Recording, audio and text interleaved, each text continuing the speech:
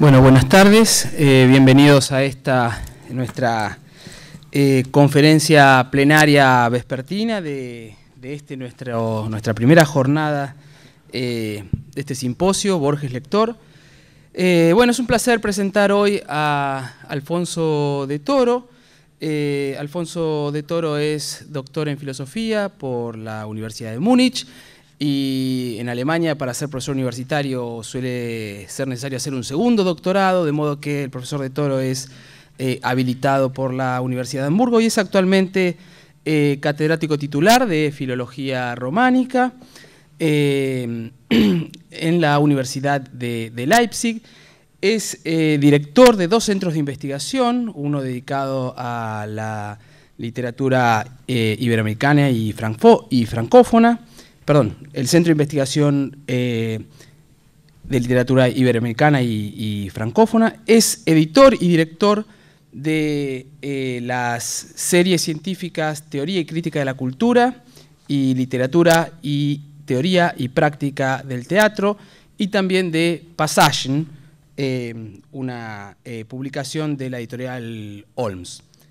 Es conocido por una inmensa cantidad de trabajos significativos sobre literaturas hispanoamericanas y ha publicado particularmente sobre Borges un ensayo muy significativo titulado Borges Infinito, Borges Virtual, y otros trabajos muy relevantes en alemán sobre Borges y la hiperenciclopedia, y también sobre Borges y el hiperespacio en diversas revistas especializadas.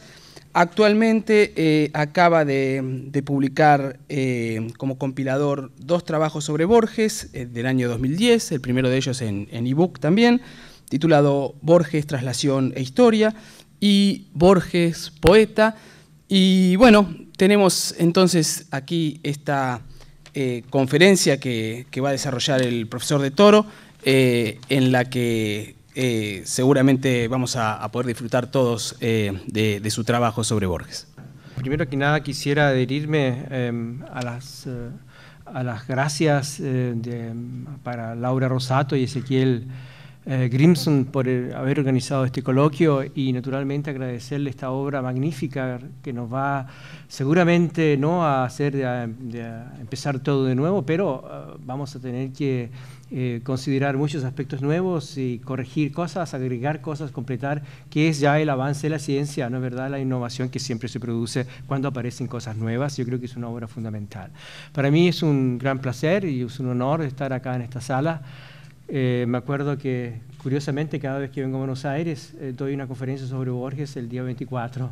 Hace 2 años atrás, cuando se presentó este libro, Borges Infinito, Borges Virtual, se presentó exactamente en esta sala, en el día del cumpleaños de Borges, que lo hace todo muy emotivo. Bueno, ustedes con este libro magnífico, esta recopilación, han hecho, yo creo que Borges habría alegrado mucho, han hecho lo que Borges crea científicamente, una nueva enciclopedia de Tlön, ¿no? Con toda esta recuperación de Borges, de libros que no existían, de libros que estaban desaparecidos, pero que ahora se han hecho visibles.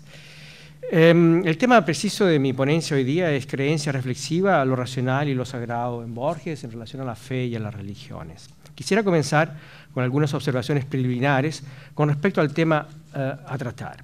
En un mundo altamente laicista y en relación con un autor que, según mi interpretación, se encuentra, por ejemplo, en la tradición de Nietzsche, Heidegger, y en estrecha relación con un tipo de epistemología, por ejemplo, de Derrida, Foucault, Baudrillard, Deleuze y Guattari, epistemología, por lo demás, esta de la cual el mismo Borges es uno de los primeros en asentar, en el siglo XX, después de Heidegger, donde las categorías o pensamientos del logos, y con ello del Ursprung, del origen y del Urtext, como así también textos de tipos metadiscursivos y en algunos casos mesiánicos o cuasi mesiánicos, son reemplazados por un pensamiento radicalmente nómada y rosomático, donde el término religioso de fe, creencia, al parecer no tiene lugar. Es pues, como digo, sorprendente de relacionar a Borges con la fe, no digo con lo sagrado, lo sublime, sino con la fe, que está entrañablemente relacionada con las religiones,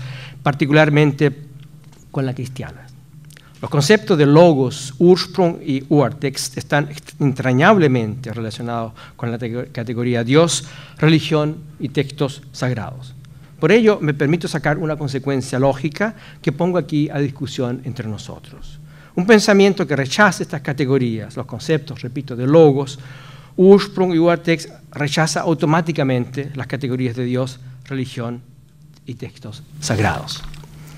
Además, Borges declaró muchas veces en forma pública, la última vez en una entrevista de 1985, que la citaré varias veces, que se publicó con la revista Gente, donde dice, hablando a propósito de Pascal, que mientras Pascal sostiene que existen infinitos, cito, centros que están en todas partes, la circunferencia en ninguna, pero él no pensaba en el espacio infinito, esa era su idea de Dios, pero puede aplicarse al espacio también, dice Borges, pero yo la apliqué al tiempo. Estamos siempre en el centro del tiempo. Y en este contexto dice, no, yo no soy creyente. Y hablando de la muerte, no habla ni de religión ni de fe, sino de la muerte como un sabor, como una nueva aventura. Borges dice y agrega, yo he tratado de serlo, de ser creyente, y he fracasado. Creo en algo ético, pero en un Dios personal, no. Borges era, al parecer, reacio a todo lo que pretendía exponer una idea absoluta que se desprendía de un ente, de un Dios absoluto. Una segunda observación de principio. ¿Cómo podemos hablar de fe en la obra de Borges sin aclarar el concepto de fe tan ligado a la religión? ¿Y cómo podemos hablar de religión sin poner unas bases mínimas al respecto? Lo que no podemos hacer es suponer que sabemos o que compartimos todos lo que significa religión. Término que tiene una historia desde la antigüedad griega y que al menos tiene dos acepciones a las cuales volveré dos veces durante mi exposición. La de relegare y religare, ligados al cristianismo y que atraviesan toda la cultura occidental. No podemos hacer como si compartiésemos una noción común sobre estos términos. Además, la empresa, como diría Borges, es imposible de abarcar. Y como agregaría Derrida en su libro misceláneo que saca con Bátimo en 1996, de Religión, su trato nos conduciría a poblar miles de bibliotecas y a agotar miles de libros y definiciones, como también lo formularía Borges. Y a estos problemas agrega otro, ¿por qué nos ocupamos de este tema Borges y la fe? ¿Tiene que ver con el tan fomentado y propagado retorno de las religiones?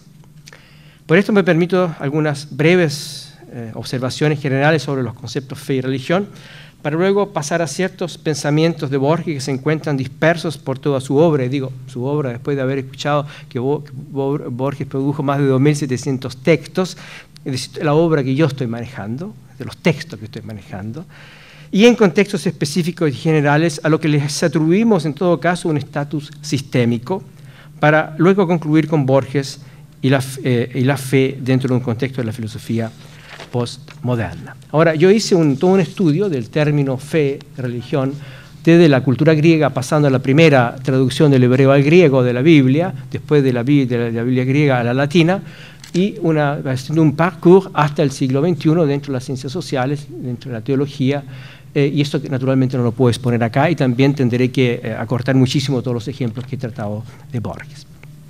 Pero un mínimo de nociones quisiera aquí proponer como discusión. Lo que todos queremos saber, y lo evidente, es que el término de fe o creencia proviene de diversas tradiciones. Una es del campo religioso y otra de la lengua cotidiana, para denominar diversas actitudes hacia Dios, como un término formal, por ejemplo, cuando se refiere en forma general a la creencia judía o cristiana, o cuando se emplea para denominar formas estructurales especiales, formas al interior del catolicismo o del islamismo. En el ámbito cotidiano tiene el término fe la denotación por lo general de suponer, en alemán lo expresamos con el término de vermuten, es decir, limita la certera significación de un enunciado. Pero tenemos también el caso de un empleo secular diacrónico que cruzando los siglos significa, por el contrario, estar convencido de algo, confesar o reconocer algo o tener confianza en sí mismo. Frente a este uso inespecífico, tenemos el específico de la tradición del lenguaje de la Biblia, y de allí se desarrolla el término en particular en los evangelios que tienen la labor de anunciar la palabra del Mesías, el genuino carácter del término de fe y creencia, de allí viene. Es decir, el término fe o creencia presupone y exige un Urtext como punto de partida de la propagación de una creencia determinada, sea el Antiguo Testamento, sea la Torá, o el Corán, que garantizan la fuente y que es además la fuente, la protectora de la verdad y de donde nace la exegesis y la hermenéutica. Tiene por ello un carácter doctrinario. El término fe-creencia es, pues, un fenómeno histórico sui generis. Si empleamos el término fe, creencia, en forma comparativa, lo llevamos a un nivel estructural que permite una objetivación, particularmente cuando el término entra en la filosofía. Caso ejemplar, entre otros, es el de Jasper, en 1948, con su texto Glaube in philosophische Hinsicht. Comparatísticamente hablando, el concepto de fe-creencia, por ejemplo, en el sentido de suponer, reducido a su forma verbal, se orienta a las formas de la época moderna dentro de la necesidad de lo que en alemán llamamos la Weltvergewisserung, esto es, de cerciorarse del estado del mundo, y resulta en el horizonte de la historia de las ciencias, de la diferenciación que se hace en la ilustración entre la certeza de una verdad basada en la racionalidad y otra en una verdad del azar de la historia, esto es, entre providencia y contingencia. Mientras que en el cristianismo, pero así también en el judaísmo y en el islamismo, el enunciado yo creo conoce una gran certeza, en la lengua filosófica o cotidiana expresa este término un escepticismo. Lo certero se basa en la realización de aquello que hace real lo certero, y en particular en base a su objetivación, y de la certeza nace la seguridad. Kant, que juega aquí un rol fundamental, quiere atribuir a la fe, a la creencia, los términos y los conceptos de honradez y subrayar su fiabilidad existencial, pero no acepta la fe, la creencia como postulado de la realidad. Mientras la fe se basa en la revelación de una totalidad, la filosofía se ocupa, por el contrario, de fragmentos del logos. Mientras que la filosofía riñe consigo misma, la fe se presenta como la única filosofía salvadora, así como Abelard en la Edad Media lo pone en la introducción a su teología. Y con ello se tematiza por primera vez la relación entre la categoría fe y la categoría razón. La fe adquiere su función en cuanto ésta se entiende como una apertura, como un esclarecimiento de la base del ser, y que más allá de la fe pretende esclarecer también la metafísica. El eslabón entre ambas categorías, o entre la fe y la metafísica, es la gnosis, donde la fe aparece como una comprensión del mundo dualista.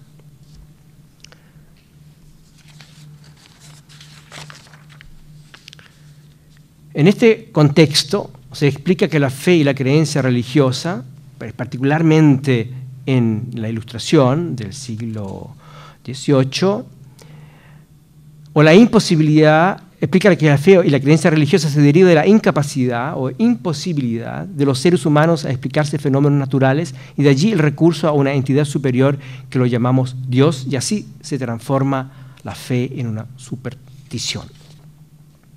Hoy en día se empeña en la filosofía analítica del lenguaje y la lógica, en base a Wittgenstein, de introducir una nueva concepción de la fe, sea en relación con el saber o en delimitación con el saber. Siendo la fe un acto superior, abarcador de todo, donde también se incluye el campo de la especulación, esta, por ello, no puede ser entendida tan solo filosóficamente, y según Fries, el conocimiento reconoce solamente lo finito, el mundo de las apariencias y los fenómenos visibles, mientras que la fe percibe lo eterno, el mundo inteligible en sí, a través de la reunión de saber, y la fe reconoce lo eterno en lo finito, que sería otra forma posible de hablar de fe en Borges, pero no en el sentido religioso. Schlegel sostiene que fe y un verdadero conocimiento son el reconocimiento de la manifestación de Dios, Erkenntnis der Offenbarung des Göttlichen. A pesar de que este reconocimiento no sea un reconocimiento o conocimiento absoluto, sino que permanece como una certeza que debe ser completada con la fe. Fe y religión, pues, son inseparables, Y esa es la primera conclusión que podemos sacar de esos breves comentarios. Y quiero pasar ahora al término de religio y religare, que el término de religión proviene por lo menos de dos etimologías, que es el religare y el religare. El religare ha sido siempre la parte de la teología, pero el religare ha estado generalmente descartado de la teología, y es el término que yo aquí quisiera más tratar. El concepto de religión es un archiconcepto para la veneración de poderes trascendentales, divinidades, y en esta acepción se da prácticamente en la relación a la etimología latina y cristiana, pero se encuentra también en otras culturas con diversas denotaciones y connotaciones que comparten con el cristianismo, tales como, por ejemplo, sectas, seguidores, órdenes religiosas, cultos y rituales, mandamientos y reglas, veneración a Dios, virtus innata, pietas, species justitiae, institutio revelatio, fides Christiana, Deis servitium, servitas caritas, un equitas religionis dogmata. Son algunas de las acepciones que tienen que ver con el término de religión. Resumo lo expuesto hasta este momento. No existe un architérmino religión para todas las prácticas y experiencias religiosas. No existe ningún término que abarque todas las posibilidades de lo que hoy se denomina religión. En contra del significado moderno del término religión, los términos antiguos ponen el acento más bien en la realización o prácticas externas de la religión, la práctica de los cultos, mandamientos, prescripciones para el cumplimiento de las leyes religiosas. Religión y fe forman una unidad tan solo en el cristianismo. Partiendo de una aproximación deconstruccionista, en base a la etimología semántica y pragmática del término religio, en las dos acepciones mencionadas de religare y religare, pero también de su logos, y en base a Derrida y a espaldas o a caballo de Nietzsche, de Heidegger, de Blanchot y de Levinas, quisiera ahora comenzar a acercarme a Borges. Adelantamos, Borges, con su pensamiento rizomático y antilogocentrista, libera la religión de su dogmatismo, de su ortodoxia y autoridad de una forma determinada de la doxa de la fe. Quizás un camino a seguir sería pensar la religión y la fe en relación a lo sagrado, en relación a lo sublime, en la obra de Borges, ya que lo sagrado y lo sublime no es imprescindiblemente de naturaleza religiosa tradicional. Y aquí juega, en este pensamiento de Borges, un libro de Kant, Die Religion innerhalb der Grenzen der bloßen Vernunft, que está citado en el catálogo de la exposición que ustedes tienen acá. Y Derrida, releyendo a Kant en ese texto misceláneo con Bátimo, Religion, de 1996, donde se juntan con Gadamer, son 5 personas que están discutiendo el problema, toma ese término de Kant que es y lo define, que es lo que se basa mi conferencia, y el título de mi conferencia de la creencia reflexiva o de la creencia performativa de Borges.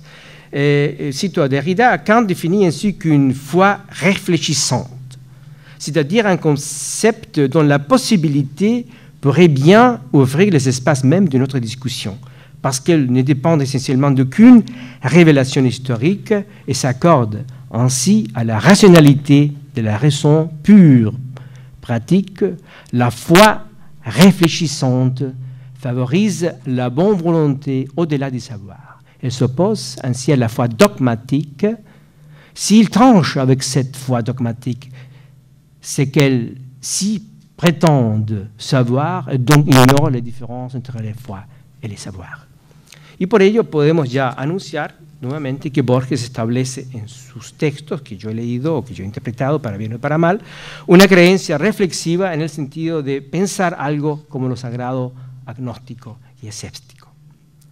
Ubicamos también a Borges en la tradición de Nietzsche, de su libro de Genealogie de Moral, en el sentido de una descristianización de la religión y la fe hacia lo sagrado, hacia lo sublime, ya que Borges se ubica y piensa la religión en los márgenes de la razón, en el sentido de una religión que no está limitada por el paradigma cristiano abrahámico. Así Borges desarrolla un antiguo y nuevo mundo que parte de la noción del dolor y de la añoranza de la muerte de Dios, como también antes de Nietzsche lo postulaba Hegel en su libro Glauben und Wissen.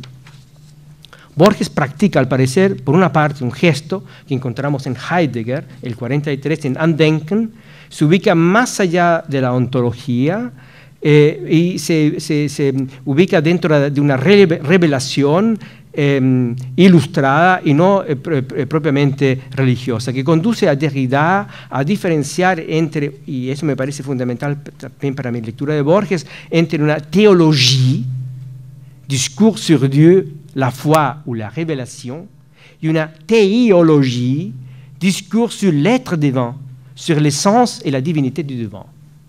Y allí veo, en este segundo término de la teologie, un discurso sobre lo divino, sobre la esencia y la divinidad de lo divino, ahí veo precisamente la religiosidad reflexiva en el sentido de la sustancia de lo divino o de lo sagrado que Borges crea con su pensamiento. Los poetas son visionarios, como lo entendía Heidegger y lo entendía Foucault, profetas más allá de la tradición judeocristiana. Por ello podemos afirmar que Borges no es ni un vidente ni un adivino, sino aquel que, como describe Heidegger al poeta, y traduzco, el poeta anunciado como lo divino abre tan solo el tiempo-espacio de una aparición de los dioses, y señala el lugar de habitación del ser humano histórico sobre la tierra. Su sueño, el sueño del poeta profeta, es divino, pero no sueña un Dios, el Dios cristiano abrahámico. Las revelaciones e intuiciones de Borges parecen siempre estar dirigidas a la intuición de la divinidad, que pudiese explicarse o hacerse entrever los secretos del universo y hacer habitable la estadía terrenal, de darle a esta una divinidad individual. Característico en los textos de Borges es el deseo, una añoranza de la divinidad, cuya ausencia es articulada por su nombre. El llamar permanentemente a Dios acentúa su muerte, y el término de Dios atraviesa toda la obra de Borges para mi propia revelación. Un aspecto que quisiéramos recalcar nuevamente en nuestro contexto es la denotación de relegare, en el sentido de retornar, de recomenzar, que en el caso de Borges obtiene un carácter deconstruccionista. Y en este contexto argumentativo reaparece la pregunta de Kant de la religión dentro de los límites de la razón, en el trasfondo, en el contexto de la ilustración del enciclopedismo europeo, en el sentido de luz, de revelación, de oriente, de momentos fragmentarios como relámpagos fotográficos que constituyen un momento universal de entrever que no tiene imprescindiblemente que ver con la religiosidad tradicional, sino, como Derrida dice, que ver con una estructura universal de la religiosité, que es una cosa totalmente diferente. Ejemplos, entre otros muchos, son Undur o el Aleph, la escritura del Dios, y estas obras, como otras de Borges, están marcadas por la cifra, algo típico del Antiguo Testamento y del monoteísmo, pero que Borges deconstruye en forma lúdica. En Borges, me parece, se realiza una separación entre lo santo y lo sagrado, o mejor, entre lo santo y lo sacro, entre la heilige y la sacrale, partiendo no del término latino, sino, por ejemplo, del término hebreo de lo santo, del kiddush, como lo explica Derrida, y de allí hacer una separación entre lo santo y lo sagrado, entendiendo el primer término como lo sacro natural que se encuentra en los objetos y lo santo de las instituciones y de las leyes. Borges es un verdadero, en el sentido de Nietzsche, un Zeitgemäßer, en cuanto él, con su pensamiento de construccionista y rizomático, interrumpe la historia y hace así a la vez historia. Borges desencanta la religión y lo santo, abriendo así el campo de la creencia, de la fe más allá de la religión, como testimonio personal, como él lo dice también en su entrevista en Gentes. El desencanto se le puede así considerar como una primera y última fuente de lo religioso. El término Dios se encuentra con gran frecuencia en la obra de Borges, decía, atraviesa la obra de Borges, pero por lo general como lo divino o lo sagrado, especialmente como una inteligencia que ha constituido el universo y contiene todas las enigmas y respuestas, donde el universo, la vida son un sin antes, estoy citando a Borges, ni después, ni cuándo, como lo leemos en los enigmas en el otro y el mismo, o en el prólogo El elogio a la sombra, donde él dice, recordar que las normas anteriores no son obligaciones y que el tiempo se encarga de abolirlas. Llama la atención que obras incluidas en ficciones tales como 3 versiones de Judas, las ruinas circulares, la muerte y la brújula, el milagro secreto, o la secta del Fénix, o incluidas en el Aleph como el inmortal, los teólogos, donde se podría esperar que el narrador escribiese sobre la fe, o diese alguna idea sobre una religión determinada de su predilección, nos encontramos con obras de gran erudición, de un alto grado de especulación, pero que se caracterizan por un pensamiento altamente paralógico, en el sentido de Derrida, nómada, diseminante, en el cual Borges expone diversas líneas de pensamiento que lo llevan a construir un nuevo concepto de fe y de religión. Y muy por el contrario, como hemos venido ya indicando y como veremos a continuación, Borges rechaza o es escéptico frente al logos, y ese es el discurso y el dispositivo de la base de las religiones. El dogma y la decisión por una verdad absoluta es típico de las religiones y de la fe cristiana.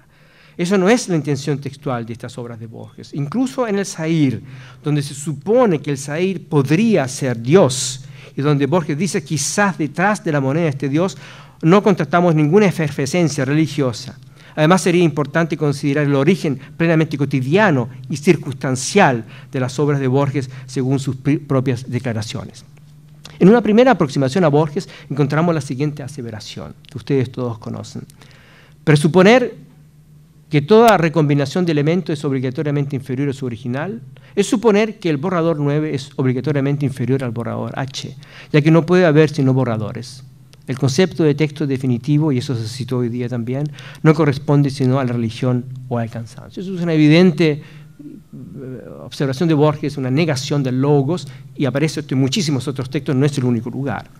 Un texto definitivo no es parte del concepto de la literatura, ni de la cultura, ni del pensamiento de Borges, ya que todos los textos son pretextos, textos que conllevan a otros textos con trazas infinitas de un innumerable y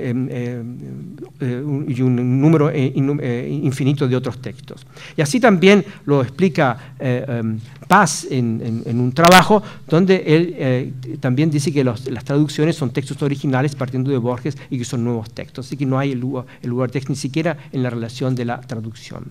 Si todos los textos tienen siempre un estatus de borradores y de pretextos, y por ello no existe el texto definitivo, luego no se trata ya de un acto de mimesis que reproduzca un Urtext y con ello una norma, un culto, ya que el Urtext implica siempre algo normativo, paradigmático y dogmático. Pero Borges va con estas observaciones mucho más allá de un fenómeno de mimesis que es por lo demás un fenómeno particularmente de la cultura occidental. Lo que Borges está cuestionando es el pensamiento binario, racionalista, mesiánico de Occidente que atraviesa más de 2000 años de cultura. Así también la totalidad hegeliana, atacada por los jóvenes hegelianos, crítica que se consuma con Nietzsche y Heidegger, con Borges y Derrida. Borges está además cuestionando el monoteísmo como un sistema de poder y de saber, no menos autoritario que el sistema de Hegel, de Marx o de Freud. Borges cuestiona lo que en alemán llamamos la Herrschaftswissen, esto es, saberes y discursos que se quieren imponer como formas de creencias absolutas como poder, al fin como logos. La categoría de Hegel der absoluten Aufhebung es solamente posible dentro del monoteísmo cristiano y del paternalismo como Derrida lo describe en Glass. Borges, en la tradición de Nietzsche, por ejemplo, en la tradición de Über Wahrheit und Lüge im außermoralischen Sinne, sobre verdad y mentira en un sentido no moral, y de Heidegger se pronuncia contra el canon y una tradición subyugante cuando se manifiesta sobre los clásicos. Y recuerdo un ejemplo que todos conocen. Clásico no es un libro, lo repito, que necesariamente posee tales o cuales méritos. Es un libro que las generaciones de los hombres, urgida por diversas razones, leen con previo fervor y con una misteriosa lealtad.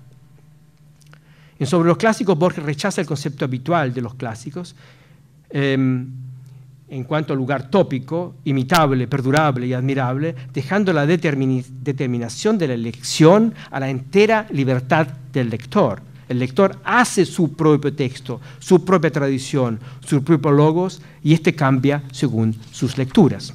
Borges no acepta la validez de lo clásico como textos consagrados, digamos, sagrados religiosos, sino más bien postula un diálogo infinito o reescritura infinita. La confrontación de Borges con otros textos e ideas es no reproducirlo. Su preocupación es escribir sin imitar los textos citados o canónicos, los modelos, evitando el horror y la angustia de la mimesis, de lo que habla Bloom, de la reproducción de la Herrschaftswissen. Borges pone una y otra vez en claro que la construcción del logos o la construcción del canon como una decisión institucional, cultural, nacional o religiosa no tiene que ver con los méritos de una obra, sino con la política cultural de una región determinada, de una religión determinada, de un país determinado. Dicho de otra forma, el logos, por ejemplo, la religión, la fe, la Biblia, son resultado de una normatividad. La indiferencia de Borges frente a los cánones institucionalizados y su pensamiento ecléctico lo podemos ver, por ejemplo, en los recientemente editados textos recobrados del 31 al 55, en Notas sobre Don Quijote, donde acepta que en el imaginario colectivo el Quijote y Sancho seguirán viviendo aunque un incendio destruyese todas las bibliotecas y que junto con ellos existirían Sherlock Holmes, Chaplin, Mickey Mouse y tal vez Tarzán. Y en el prólogo al Elogio de la Sombra afirma recordar que las normas anteriores, repito esto, no son obligaciones y que el tiempo se encargará de abolirlas. Descreo de las estéticas. En general no pasan de ser abstracciones inútiles. Borges tiene, si se quiere, una creencia que el arte tiene la función de desenmascarar el parecer de la verdad o del mundo del ser, y Nietzsche formula esta idea de la forma siguiente, y traduzco: muy lejos pues de ser una mera aparición, se le debe atribuir a las manifestaciones del arte frente a la realidad habitual una realidad más elevada a la verdadera existencia, lo cual es una reminiscencia de la poética de Aristóteles cuando está diferenciando la función de la tragedia y la función de la historia. Además, cuando Borges formula que la metafísica es una rama de la literatura fantástica, está cuestionando el logos y la metafísica occidental en la tradición de Nietzsche, cuando éste, en Die Fröhliche Wissenschaft, postula que la verdad, traduzco, es un regimiento en movimiento de metáforas, metonimias y antropomorfismos, ya que Nietzsche y Borges son de convicción de que todo lo visible y existente es producto del lenguaje. Y así como Nietzsche, Borges indica que por esto la filosofía, el pensamiento y el saber invitan al juego o al placer del juego aleatorio de significantes, que no es algo al azar o arbitrario, hedonista, sino que es un aspecto fundamental de la deconstrucción y de un discurso subversivo y a la vez altamente político en su radical pluralidad y en su espíritu democrático. Borges, en la línea de Nietzsche, y que luego más tarde retomará Derrida, reemplaza los términos metafísicos del ser y de la verdad por el juego, en el sentido descrito. Y esto es del significado por el significante como práctica radical de una ambivalente plurisemia. Se trata de romper con las instituciones y estructuras binarias y fomentar la libertad. Se trata de una crítica contra el principio del poder en el sistema de la lengua, en el discurso, ya que Borges, como Nietzsche y Derrida, valorizan el acto de la relectura como reescritura. Esto ya se había mencionado hoy día también. Esto es el rol del lector y del crítico frente al rol del escritor, y superan la división entre texto, objeto y metatexto, y por ello entre maestro y subalterno. Y por esta razón epistemológica, el pensamiento de Borges no se adhiere a ninguna religión, que se caracterizan por un inherente dogmatismo afirmado por la autoridad divina, por una autoridad divina irreprochable, por un poder de significado y por una unidimensionalidad. Borges evita y se retrae al poder de esquemas de un lenguaje institucionalizado. La literatura se despliega en el caso de Borges, como la de Heidegger, como fuente de una pluralidad inagotable y de una conjunción infinita de significantes. En este tipo de pensamiento y práctica literaria, definiciones esencialistas u ontológicas no son capaces ni de domesticar ni de restringir la pluralidad.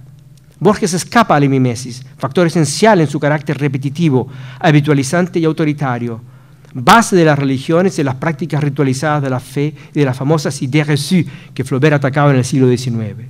Además, Borges cuestiona, como Derrida en Diseminación, binarismos metafísicos tales como texto principal, texto secundario original, imitación, ergon, parergon, y Derrida invierte la lógica del lenguaje en escritura, del lenguaje-escritura en escritura, lenguaje. Borges escribe en esta tradición contra el poder del logos, esto es, del predominio de la palabra, del fonocentrismo y de la presencia del sentido. Borges está, por esto, me parece, muy consciente de la deterritorialización del significado a través del tiempo, como lo demuestra en Pierre Menard, y autor del Quijote en forma genial, y que impide una fijación del significado, ya que el significado pasado nunca puede ser recuperado en el presente porque éste viene de otros significados anteriores y está determinado por significados que le suceden. La significación en su trato es el producto de una red de referencias nómadas, proceso que Derrida denomina con el término la différence con A o la diferencia como lo he traducido al español. Esta red de referencias, normas que configuran el significado como traza o huella impiden la identificación, la definición o la realización de un significado unívoco del logos en el presente, que demuestra la ausencia permanente, la indeterminación del significado del objeto que quiere ser representado. Y este fenómeno que he descrito no es exactamente lo contrario al que supone la religión y la creencia que parte de la base de una presentacionalidad constante, de un mismo mensaje, de una siempre misma autoridad, donde la diferencia no tiene lugar, donde no debe tener lugar. La exegesis no tiene por función primera de producir la diferencia ante y post res, de hacer emerger la diferencia, sino de captar y reproducir o al menos intuir el sentido aunque naturalmente no hay repetición sin diferencia, como lo ha descrito Derrida, Deleuze, particularmente si se tiene en cuenta el factor tiempo y espacio. De allí que el sistema Borges escapa de la religión y de la fe en sus testimonios tradicionales. Lo que sí se podría eludir o indicar, y esto es algo muy diferente, es la dimensión de lo sagrado en el sentido de lo sublime en Borges.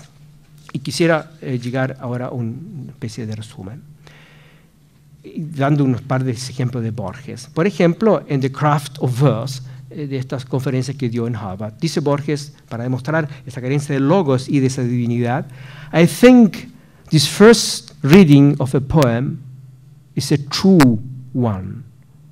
And after we delude ourselves into the belief that the sensation, the impression is repeated.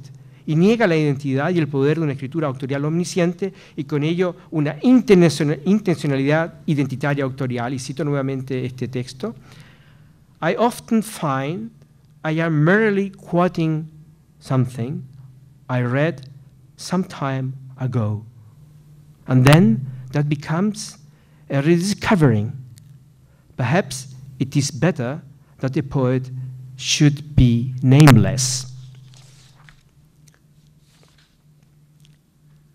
Y esta teoría se opone a la teoría del lenguaje de Saussure, se opone a la teoría del lenguaje de Schuller de Austin y con ello al estructuralismo, al logocentrismo y fonocentrismo, en cuanto Borges hace predominar la capacidad de citación, las anomalías del lenguaje. Y es precisamente esa máquina de citación que de Borges que impide la purificación del lenguaje y hace circular su contaminación, como se postula, por ejemplo, en el jardín de Sendero que se bifurcan, cuando dice esta frase que todos conocemos, sui pen opta simultáneamente por todas las posibilidades. La escritura de Borges, como aquella de Kafka, se nos sustrae a cualquier tipo de postulado que imponga un ser divino normativo, y cito un texto, un pasaje de La Flor de Coleridge. Hacia 1938, Paul Valéry escribió: la historia de la literatura no debería ser la historia de los autores, de los accidentes de su carrera o de la carrera de sus obras, sino la historia del espíritu como productor y consumidor de literatura. Esa historia podría llevarse a término sin mencionar un solo escritor. Pero quisiéramos relativizar lo expuesto o afirmar lo expuesto, ya que en este mismo texto, en Coleridge, tenemos algunas frases detrás de las cuales se podría esconder la divinidad, partiendo de Emerson, pero esta se realiza solamente a través del nomadismo partiendo de Shelley. Y eso se produjo hoy día que Borges dice una A y dice exactamente no lo contrario, da otra alternativa, es decir, que son varias las posibilidades que él nos pone a disposición. Para luego relativizar esta posibilidad en cuanto apunta a la traza infinita y diseminante de actos, discursos y pensamientos. Y cito, claro está que lo es, en el orden de la literatura como en los otros, no hay acto que no sea coronación de una infinita serie de causas y manantial de una infinita serie de efectos. Y eso es naturalmente va contra el logos, contra la divinidad, contra el concepto de religión tradicional, contra el concepto de fe tradicional. Más increíble que una flor celestial o que la flor de un sueño es la flor futura, la contradictoria. La flor cuyos átomos ahora ocupan otros lugares y no se combinan aún. A esto se suma que Borges es uno de los representantes de la muerte del autor, con esto de la autoridad de una obra final, de quien pretende tener una propiedad de la autoría y aboga por la pluralidad de los sujetos cuando afirma que el azar, lo virtual, es lo que maneja las obras, como en El sueño de Coleridge. ¿Qué explicación preferiremos? ¿Quiénes de antemano rechazan lo sobrenatural? Yo trato siempre de pertenecer a ese gremio, a este último gremio de los que rechazan lo antinatural. Borges tiene cierta fe en las palabras, solamente cierta fe en las palabras, porque estas son transformadas y contaminadas por relecturas y reescrituras como productos de infinitos sueños que suceden por diversos soñadores, como lo pone en varios lugares. En este contexto, Borges cita a Alfred Norton Whitehead, matemático, como saben, y filósofo británico, autor de varios libros importantes, especialmente de la Principia Matemática, a la cual aquí no puedo entrar. Solamente decir una nota, ¿por qué cita en este contexto Borges a Whitehead? Porque él tiene un concepto de Dios en el sentido de un orden universal y no lo individualiza, y lo personaliza en una forma particular. La concepción de Dios de Whitehead es el universo y sus concretizaciones particulares por una infinidad de sujetos que son los hombres. Diría yo, un Dios en devenir, un Dios palimpsesto, ya que no hay un orden final, sino solamente ideales o ideas en un universo latente en el cual orden y caos, devenir y transcurrir constituyen la realidad. En la entrevista que se le hace a Borges el año 85, como dije en la revista Gentes, Borges habla de este tema en relación a lo que Dios le contesta a Moisés cuando éste le pregunta por su nombre. Yahvé le contesta, esto es el Éxodo, soy el que soy.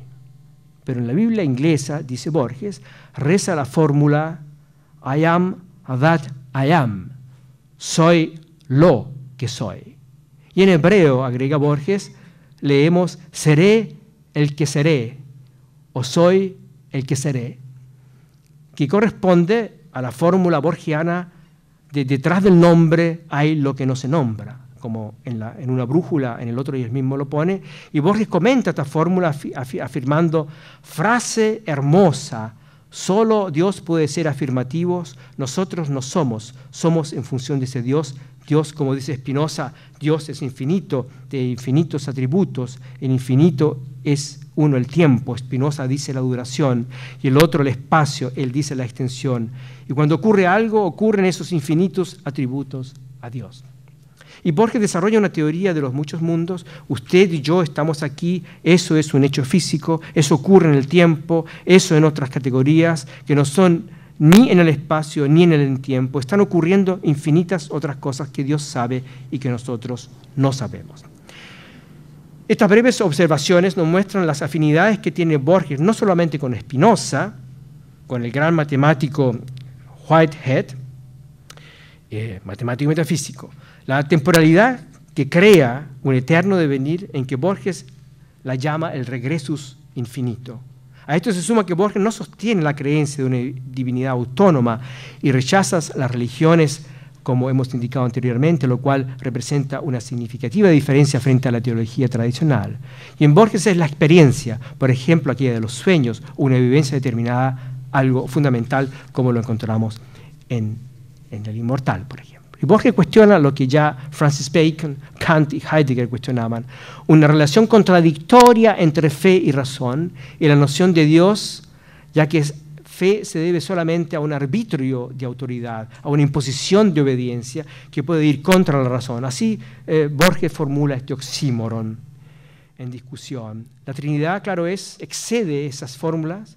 Imaginada de golpe su concepción de un padre, un hijo y un espectro, articulados en un solo organismo, parece un caso de tetralogía intelectual, una deformación que solo el horror de una pesadilla pudo parir.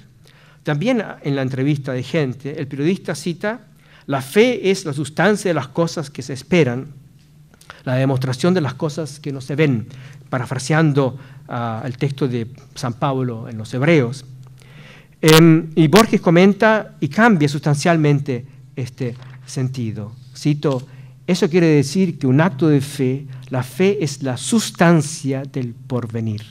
Cada uno de nosotros es un acto de fe, con lo cual la fe no es una garantía en referencia a Dios, sino que la seculariza, la individualiza y la relativiza, la humaniza, especialmente cuando Borges agrega que la ha intentado ser creyente, pero que ha fracasado, que cree en un principio ético, no en un Dios personal, colocándose así en la tradición de Kant, que luego tomará Derrida. Gracias.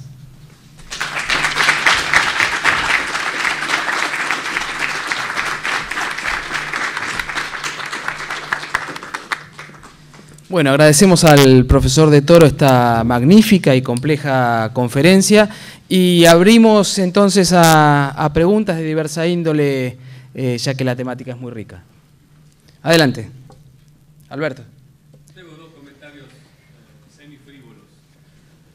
El primero que es más bien una pregunta porque tengo entendido que en la Biblia de King James es I am what I am, que es lo sé porque hay muchas canciones que se basan en citas de la versión King James, ¿no?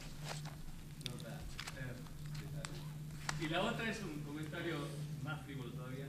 El 9 de julio de 1985, más o menos después de que salió la entrevista de nuestra gente, tuve un diálogo con Borges y mi papá. Y una de las preguntas que le hizo mi papá una es: ¿cómo es que usted escribió tanto sobre Dios, pero dice que no cree en Dios? Y él contestó, a sus 86 años, en un segundo para pensar, también escribí mucho sobre el Minotauro.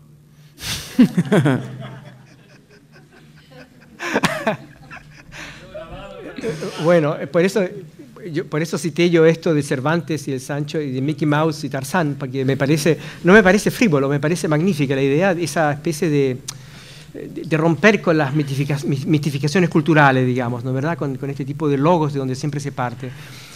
No es una actitud frívola, es una actitud altamente democrática. Ahora, naturalmente yo no manejo, digamos, entrevistas con Borges, yo manejo el material empírico que está accesible. Ahora, lo que me llamaba la atención en esas citas de la Biblia, como aparece Yahvé, es que a Borges le interesa la parte judía. Que el Dios es un Dios en devenir que nosotros estamos formando, por eso lo puse yo allí. Y eso me parece que es algo performativo. Borges tenía fe, pero era una fe como un físico teórico. Y le cuento una anécdota. Cuando yo era profesor muy joven en Kiel, vivía fuera de la ciudad y mi vecino, por coincidencia, fue el último gran físico teórico alumno de Heisenberg, Heinz Koppe. Y Heinz Koppe lo visitaba, que ya tenía su edad, lo visitaba toda la élite de Gotinga y de Colonia que estaba en ese momento en la física alemana. Y en una de estas sesiones me invitaba y yo creía que estos físicos teóricos eran la gente más atea, más escéptica del mundo. Por el contrario, me encontré con una comunidad de gente altamente religiosa, porque mientras más leyes derivaban de sus observaciones del universo matemáticamente, mientras más se explicaban el funcionamiento del universo, mientras más tenían conocimiento sobre el universo, más fuerte era la pregunta: ¿cómo era posible esta arquitectura? Y eso creo que es algo muy similar a Borges, que él tenía esa ansiedad de lo sublime, de la divinidad, del mecanismo del universo, de este gran pensador que ha sido también Borges, pero no tenía respuestas. Y por eso no creía en un Dios, porque el creer en un Dios personificado, como lo tenemos en la religión católica, por ejemplo, en el cristianismo, no es una respuesta a las preguntas que uno se hace. La creencia no se discute, es una cosa privada, es una cosa particular que cada individuo decide. No tiene un valor empírico ni un valor, digamos, práctico para dar respuesta a cierto tipo de cosas. Ahora, hasta los grandes misterios de las religiones. Yo fui educado de jesuitas, no soy religioso, pero fui educado. Y los grandes misterios, las grandes preguntas que se salían de los evangelios eran los misterios inexplicables, y ahí aparecía la creencia. Había que creer en eso sin tener una respuesta. Yo creo que Borges tenía esa sensibilidad altamente mística, diría incluso, ¿no? Pero era una ansiedad que venía de las preguntas que se hacía Borges. Y estaba observando, por eso que esa obra que ustedes han sacado es fundamental. Borges tiene libros ahí de principios matemáticos, del alegorismo. Era un hombre que estaba informado de la primera de la teoría particular de Einstein, de la relatividad de 1905, de la 15, de la teoría de las ondas, claro, de una forma popular, porque él no era físico, ¿no? Pero tenía esa ansiedad de darse cierto tipo de respuestas que no le daba el lenguaje. Y déjeme decirle otra cosa, cuando él habla en el Aleph se ha interpretado en forma muy religiosa, con la Cábala, las Raki, Sonsovsky, en forma muy brillante, muy erudita, muy convincente. Pero hay una frase que a mí se me quedó siempre dando vuelta, que Borges dice, cuando mira el Aleph y hace toda esa enumeración enorme, que es imposible, como él dice, de escribir por el lenguaje, porque el lenguaje está condenado a la causalidad, está condenado a la linealidad, no puede describir lo que está allí en un momento dándose, del universo, del principio y al fin. Cuando Borges describe eso y interrumpe esa descripción, dice, no está horrorizado de lo que vio, sino que está horrorizado de la forma en que se dio lo que vio. Entonces ese es un momento para mí en donde él no está ya tan interesado en ver si hay un Dios que está poniendo esto en el mundo, sino que de cómo las cosas se producen. Y la fase está allí, que no queda horrorizado, no me llamó tanta la atención de lo que se decía, sino que estaban sin superposición y sin transparencia. Eso me parece que es fundamental para saber, o para poder entender un poco, ¿no?, de la forma que yo lo estoy haciendo, si Borges creía o no creía, pero en qué tipo de Dios creía. Me permito hacer una observación de la misma entrevista que tuve con él, porque yo soy físico teórico, y cuando conversé con él, le dije que en los textos de física aparecía repetidamente citado él. Ah, pues claro, pues. Pero él me dice, yo no sé nada de física, yo lo único que sé es lo que mi papá me enseñó cuando me mostró cómo funcionaba el barómetro. Yeah. Pero digo, no, si a usted lo citan en tal libro, en tal libro, en tal libro, qué imaginativo lo físico. Bueno, yo creo que Borges no estaría nada de acuerdo con él. Le doy dos ejemplos concretos. Yo dando una conferencia en la Feria del Libro sobre Borges como creador del web, se me acerca un colega que yo lo conocía pero no lo ubicaba, que es el presidente del Instituto Max Planck de Matemática, uno de los más importantes del mundo, Jost, profesor Jost. Y me dice, mire colega, muy de acuerdo, pero hay otra línea ahí. Everett, el tercero. Me dice, en Princeton, Everett crea la teoría de los muchos mundos, el 54-55 era un hombre muy flojo, no 54-55 la que yo tengo, pero se publica más tarde. Él nunca publicó, el maestro, pero el maestro le tenía que dar golpe para que publicara, no se publicó nunca y se recibió el 57, como usted dice. Pero no se publicó ese libro. Ese libro no lo encontré en ninguna parte en Alemania. El libro de Everett sobre la teoría de los muchos mundos. Sí, espérese. No lo encontré en ninguna parte. Y de repente él me hace llegar un libro que lo publican 4 teóricos, físicos teóricos, alumnos de él, de Graham y otros. Mi biografía no estaban impresos, estaba escrito a máquina, muy mal. Cuando abro, está lleno de fórmulas matemáticas, que para mí se me escapan, a usted no. Abro el libro, lo primero que sale es Borges citado. Citado el jardín de sendero que se bifurcan. Yo le pregunté a él. Sí. O sea, el director de tesis de Everett es Wither. Que él escribía, eso es, de Witt. Ya había muerto Everett, pero sí. Le pregunté a de Witt si sabían del artículo de Borges del artículo de bueno, sí. Cuando escribieron la teoría, y me dijo que no, pero que cuando salió publicado el paper, un tal Lane Hurston, que ya había muerto, exactamente, les dijo, Borges lo hizo primero. Y en la cita está, como usted dice, el párrafo del jardín, pero también, curiosamente, en el epígrafe hay un texto de William James. Exactamente, un adorado de Borges. Que es, claro. Ahora, está Catu. Más o menos de está Catu con el Hyperspace. Sí, no, pero eso es Borges antes. Sí, pero el 94, que el creador de la String Theory, que cita a Borges y cita a Everett en forma prominente. Ahora, ¿por qué estoy diciendo esto yo? Él creía en esta máquina de este mundo, y esa máquina era ese Dios. ¿No? Y si usted es físico, habrá entendido por qué los físicos, como yo los vi y los he vivido, son los físicos teóricos, no los aplicados. El físico teórico es tan religioso, y en ese sentido era Borges religioso. Creía en una entidad que estaba detrás de toda esta máquina perfecta que es el universo. Expresar una emoción. Bueno, la emoción la podemos expresar corporalmente, naturalmente, eso existe. Pero si queremos transportar, queremos hacer testigos a un grupo más amplio de esa emoción que hemos tenido, emoción corporal, contacto, lo que sea, de una experiencia, de una realidad, ¿cuál es nuestro instrumento?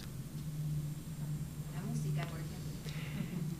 Bueno, entonces pongamos el lenguaje en un sistema semiótico alto. El lenguaje es toda forma de manifestación, el cuerpo, los gestos, la música, la pintura, no el lenguaje solamente. Pero como estaba hablando de Borges, okay, no, lenguaje en el sentido de formas de manifestación, de formas de comunicación. Entonces eso es lo único que tenemos. Ahora, si usted toma Tlön Uqbar Orbis Tertius, lo magnífico de Borges es que él quiere demostrar, en contra de Aristóteles, que el mundo lo hace la lengua. ¿Por qué? Él cita en ese texto a Valentinus Andreae y le adjudica a este hombre una obra que se llama Bemerkungen über das Land Uqbar. Bueno, cualquier lector más o menos inteligente de Borges, cuando lee la palabra Uqbar en ese texto y que está en el título, sabe inmediatamente que es inventado. Pero el hombre no era inventado. El Andreae era un filósofo de Wittenberg del siglo XVII, que tenía un grupo, como el grupo, como Paracelso, como el grupo de Dante, el Deutsches Stil Nuevo, de una serie de teólogos que escribían ficción dentro de la tradición de Rosenkreuz, la Rosa Cruz. Y ese texto de Rosa Cruz lo toma la Inquisición y le hace un proceso jurídico a este teólogo y lo meten en la cárcel. Ahora, Borges nunca leyó ese texto. Él lo sacó de Quincy del volumen 8, y es verdad, está allí, cuando de Quincy describe ese texto de André. Ahora, yo me pregunté por qué, cuando me hice traer el texto y lo comparé, no había ninguna relación intertextual, nada, no tienen nada que ver los dos textos. Pero lo que sucedió es otra cosa. En Tlön, o sea, esa es mi interpretación, la respuesta que me quiero dar. En Tlön, que es un planeta, ¿no es verdad?, que es un planeta de la literatura ficcional de Uqbar, de la literatura fantástica de Uqbar. Y Uqbar es una ciudad que se menciona en una enciclopedia que es inventada por Borges, así que tenemos un cuarto grado de simulación. De repente aparecen en la realidad de este texto objetos concretos y aparece en la enciclopedia de Tlön. Y en Alemania acaba de salir la segunda enciclopedia de Tlön, que un grupo de dos personas, de artistas de libros, la han sacado. Así que se produjo una realidad en el siglo XXI. En ese momento, la respuesta que yo me di a lo que usted me pregunta es que en ese momento Borges, lo que le fascinó de lo que estaba describiendo de Quincy, y que él investiga, parece quién era este señor André, que era un filósofo importante de Württemberg, no Wittenberg, Württemberg, es que una obra ficticia se toma como una obra doctrinaria real. La palabra hace mundo, y ese mundo es tan real que se hace un proceso jurídico con toda la ley de la Inquisición, y a este señor lo meten a la cárcel por evidencias de heréticas. Y parece que ahí está la liaison que tiene Borges con André, porque él le da este lugar predominante y le presta una parte del título de su texto.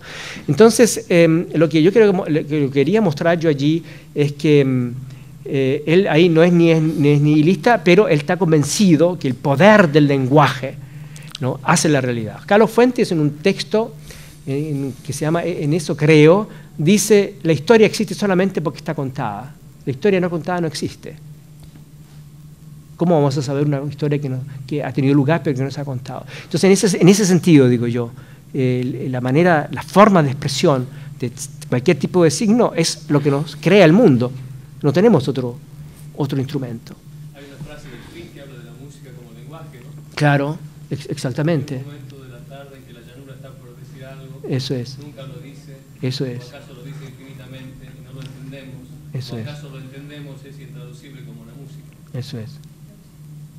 Sí, perdón, ahí usted y luego, sí, dígame. No, yo sí, entiendo ese punto. Quería preguntar si de alguna manera, ¿por qué no lo cita Habermas? Perdón por la pronunciación. ¿A quién? Habermas. Habermas. ¿Y por qué tendría que citarlo? No, porque me interesa su visión del lenguaje como comunicación. Sí. La filosofía esa de alguna manera reduce al individuo a lo que puede comunicar. Sí. Para mí no es más que comunicación. No sabía, estoy, digamos, bastante nueva en esto, pero tengo esa impresión. Hay más que lo comunicable. Sí. Lo no comunicable que también existe.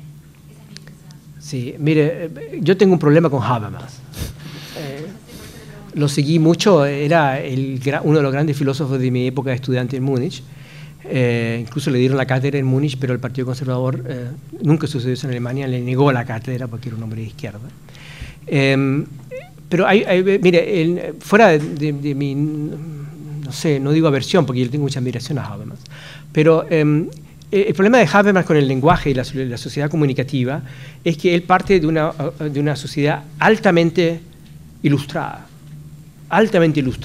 y de una sociedad altamente codificada. Es decir, ahí hay una normatividad enorme en Habermas, y lo que estaba diciendo Habermas estaba detrás del movimiento del 68 que cae en el terrorismo alemán y que realmente quiebra la teoría de Habermas, porque fue la mejor prueba que esa sociedad de la comunicación podía solamente funcionar con individuos altamente ilustrados, con individuos altamente comunicativos, altamente civilizados, pero en el momento donde había una confrontación social, ese sistema de dialogicidad de Habermas se quebraba, y se quebró. Como se quebró en Italia con la Cosa Rosa, y como se quebró en Francia también, como la Brigada Rosa, ¿no? Fueron los dos países prácticamente que el movimiento subversivo del 68 cae en el terrorismo, desemboca en el terrorismo, porque se dan en contra del Estado que no comunica, el Estado no tenía esa forma de diálogo. Eso es un diálogo completamente distinto, que no tiene que ver con el diálogo de Borges. El diálogo de Borges es un diálogo abierto, es un diálogo sin fin, sin centro, sino que es altamente individualizado, altamente personalizado. Y eso no es el caso de Habermas. Habermas es un sistema, como Luhmann, ¿no? Es un sistema de sociedad complicadísimo, es una red de sistema y subsistema, y en eso creo que, no sé, a mi entender, quizás tenga razón, que habría que entrar en eso, como yo entré acá con la cuestión de la fe, que lo había rechazado de hablar de la fe en Borges, y me dio una lección en los textos de Borges. Yo creo que quizás habría que hacerlo, pero según mis conocimientos en este momento no van tan allá de poder incluir su valiosa observación en mis propias reflexiones. Pero creo que allí había... O sea, ¿sí?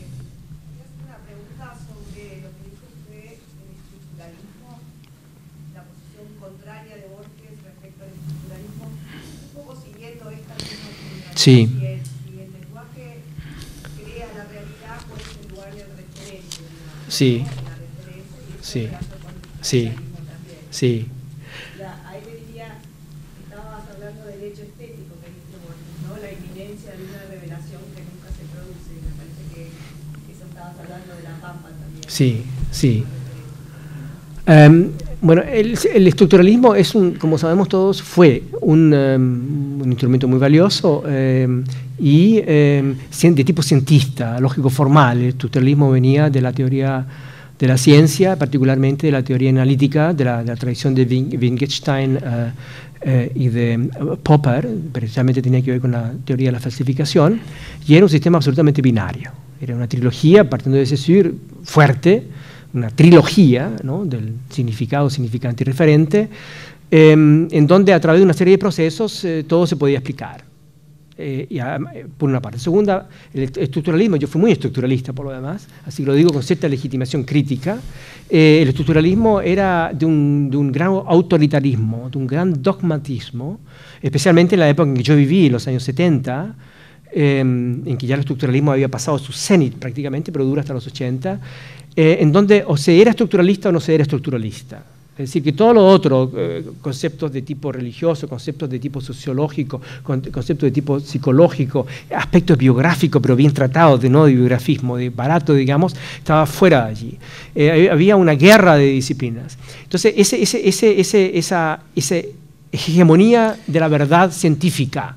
Hay un libro en Alemania que es patético en ese sentido, que es el libro de Manfred Tietzmann, un germanista, que escribió un libro fundamental, pero si uno analiza un cuento, una página, media página de Borges, con ese sistema escribe un libro de 500 páginas, porque te dan todos los pasos que tiene que dar uno explicado en forma lógica formal.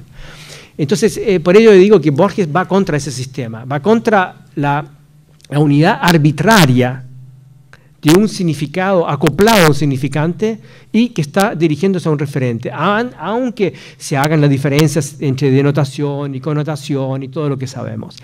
Esa Trinidad, porque hay una Trinidad, es una cosa que tenemos que darnos cuenta, la Trinidad religiosa cristiana está enmarcada, inscrita en el concepto cesuriano de la trilogía semiótica, de esta triada semiótica. Ahora, con el postestructuralismo se quiebra eso. Ya Lacan en el año 40, antes del estructuralismo, cuando Lacan escribe sus libros de Écrit en deux, que se publican en los años 60, mucho más tarde, Lacan separa esta unidad causal lógica entre significado y significante, le da un corte, y dice que el significado corre a través de las espaldas del glissement del significante buscando su lugar, lo que Foucault describe con respecto a Cervantes en el Quijote. Allí se produce esa libertad de refuncionalizar el significado, sabiendo, teniendo la conciencia que se puede parar ese significado en algún punto del significante, pero es solamente momentáneo, es nuestro, individual, subjetivo, circunstancial, pero que pueden haber otros. El término de traza de Derrida. Por eso que Derrida, cuando escribe Grammatologie, se va en contra inmediatamente de Platón y se va en contra de Saussure. Es un ataque al fonocentrismo. Por eso, en ese sentido, decía yo, Borges es exactamente lo contrario. La generosidad de Borges. No hay paradoja en Borges, no hay contradicción en Borges, hay alternativas en Borges. Está lo uno, está lo otro. ¿No se acuerdan? En el jardín dice, en un mundo usted era mi amigo, en el otro era mi enemigo. Ese es Borges. Entonces, él no está en ese sistema estructural. Borges está en ese sistema postestructural y por eso, sin ideologías, digamos, por eso que los postestructuralistas lo toman, lo lee Derrida muy pronto, lo lee Foucault, lo cita Deleuze, lo cita todo el mundo, porque ellos absorben esa libertad que tenía Borges, esa teoría que tenía Borges ya, que ellos lo llevan naturalmente a un nivel filosófico u otro, al punto culmine, ¿no? que conocemos todos luego en la academia. Si me permite, profesor, yo querría hacer una pregunta en relación a esto último que decía, el acercamiento de Derrida y Foucault a la obra de Borges. En ciertos momentos de su ponencia usted presenta a Borges como un logoclasta, es decir, como un detractor del señorío del logos. Y entiendo yo que en muchos otros aspectos, y podría entenderse eso tal vez si uno lo piensa, o piensa en el comienzo del Evangelio de San Juan, donde allí dice en argenjo logos, en el principio era el logos, y el logos no es otra cosa que Cristo allí, ¿no? Pero en muchos otros aspectos de la obra de Borges podría entenderse, entiendo yo, que hay una inmensa celebración del logos. Sin logos no hay construcción de un orden y sin logos no hay mundo, en cierto sentido. Es el caso de Funes o la crítica que hace al final del idioma analítico de John Wilkins. ¿Cómo entendería usted esta tensión? Ya.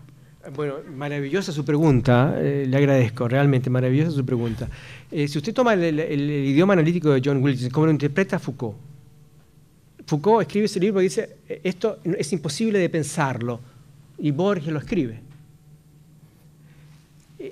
No es el hecho de que un pincel de pelo de camello sea una definición, o que una mosca o que un jarrón que se rompa. Es que están allí compartiendo el mismo espacio. Bueno, ¿dónde está el logos en eso? No hay logos allí. ¿Dónde está el punto de partida, la voz, el punto de referencia que siempre estamos indicando, esa autoridad que se instala? Podríamos entendernos logos como autoridad, pero ya quisiera acercarme a lo que usted dice dando la alternativa. Luego el libro de arena. El libro de arena para mí es otro ejemplo donde no hay logos, no, es infinito. Usted toma la página, quiere apretar la página 50 y va a la página 1.000.000 y no la va a ver nunca más. Eso es lo terrible de Borges, no va a ver nunca más esa página. No hay, ¿dónde está el logos allí? ¿Dónde está el logos en el Aleph? Bueno, que usted me dirá, la bola física es el logos, pero eso está explotado por adentro, digamos. Ahora, para acercarme a lo que usted dice, y hay textos que yo no cité acá, donde realmente él tiene un texto, y como diría, eso es algo provisorio, porque yo no conozco los 2.700 textos que Borges escribió, donde dice, creo, hay un Dios, es verdad, hay esos lugares también. Pero yo quisiera acercarme con una alternativa. Digamos que que Borges no está contra el logos en sí, está contra un logos autoritario. Digamos, está él por un logos performativo.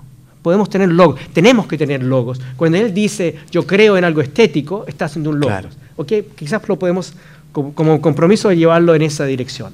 Gracias. ¿Alguna otra pregunta? Bueno, le agradecemos ante nada al profesor de toda esta magnífica exposición y